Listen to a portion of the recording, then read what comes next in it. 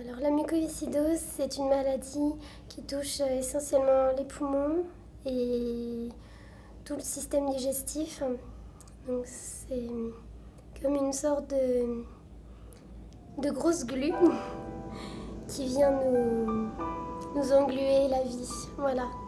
Je dirais que c'est une maladie envahissante dans la mesure où elle prend beaucoup de temps, elle prend beaucoup d'énergie et elle nous amène vraiment à être obligés de nous surpasser pour essayer de vivre à peu près correctement. Le chant l'aidait à gérer son souffle et en même temps sa maladie lui a appris, je pense, très tôt à gérer ses capacités.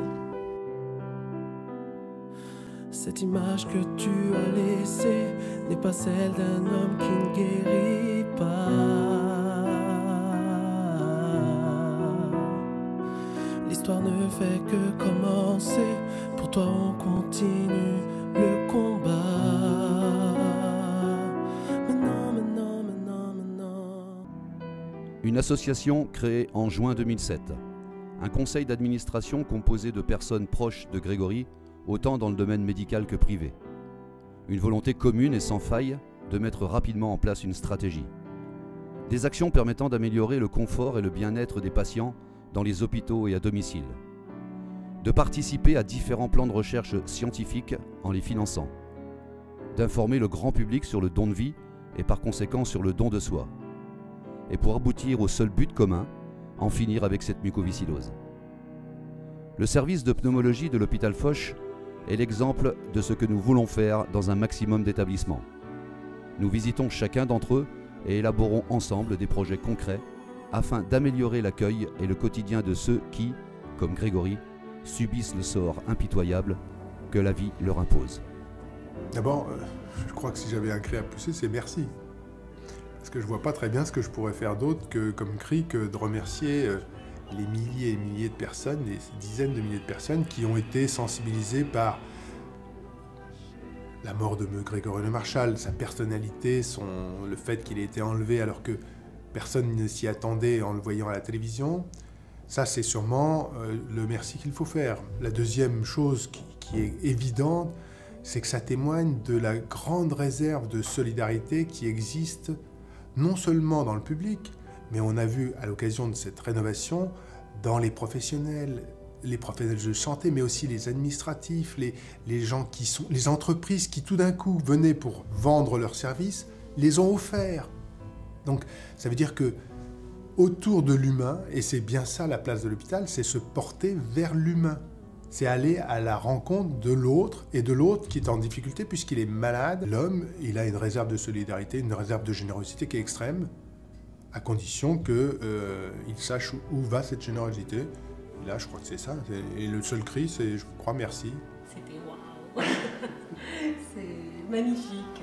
Je trouve que c'est un projet qui est tombé à pic, puisque nos jeunes avaient souvent émis l'idée qu'on puisse rénover les 4 chambres seules à l'époque dont on parlait. Au moins que ces 4 chambres seules où ils souffraient le plus, puisque c'est des chambres qui étaient réservées aux patients les plus atteints. Eh bien ces chambres-là, elles aient un visage un petit peu plus humain et qu'on fasse du beau. C'était vraiment quelque chose qu'ils nous avaient demandé. Oui, je pense que ces équipements, en fait, les apaisent complètement. Déjà, le fait que les couloirs soient blancs, avec des décorations qui sont finalement assez simples, c'est beaucoup moins agressif pour eux. En plus, les plafonds sont très hauts, ce qui donne une sensation de volume beaucoup plus importante. Et je pense qu'on se sent mieux respirer. En plus, on est quand même au 4e étage, on a une très belle vue sur Paris. Grâce aux nouveaux locaux, l'espace loisir se trouve au même étage que nous, ce qui est beaucoup plus facile pour eux pour y accéder.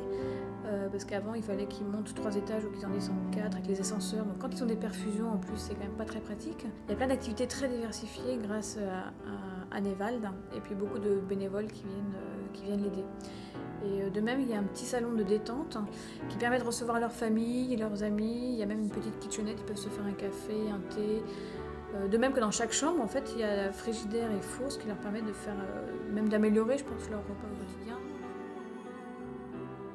Donc on a un écran plat qui se présente comme ceci, qui bouge dans tous les sens, à tous les niveaux. On l'allume là. Hop, on a le clavier qui est un clavier tactile. Tout est gratuit, hein, internet, télévision.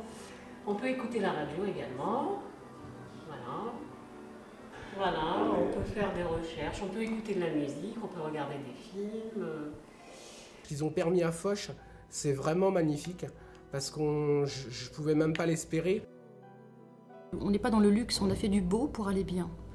Et je crois que c'est vrai que cette notion de beau, c'est quelque chose qui est souvent exclu du monde de l'hôpital. Quand la souffrance est là, quand la détresse aussi est présente, de ne rien pouvoir faire pour poser ses yeux sur quelque chose qui soulage, qui fait du bien, j'avoue que ça me faisait quelque chose et je me mettais à la place de ces patients en me disant tous les jours, toute l'année pour certains, quand ils restent très longtemps, ça doit être dur. Je suis sortie hier du nouveau service, j'y ai passé une semaine et je pourrais dire seulement merci parce que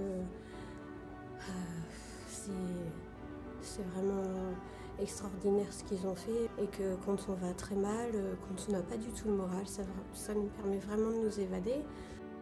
Jamais vu des conditions où on se retrouve un peu comme dans un lieu qui est normal en fait.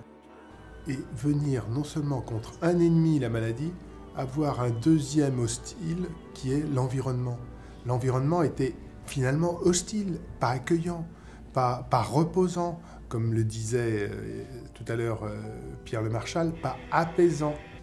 Et par le fait même que ça change l'approche de l'hôpital pour les malades, ça apaise aussi les soignants. En tant qu'infirmière, c'est bien plus agréable de travailler dans des locaux clairs, lumineux, plein de couleurs. Et puis par rapport aux patients, c'est un vrai plaisir de les voir arriver dans le service avec le sourire, hein, vraiment. Si on est un petit peu honnête, aujourd'hui on fête un nouveau service et un nouvel accueil. J'espère dans le moins de temps possible, mais enfin dans quelques années, on dira mais pourquoi on avait fêté ça, c'est normal.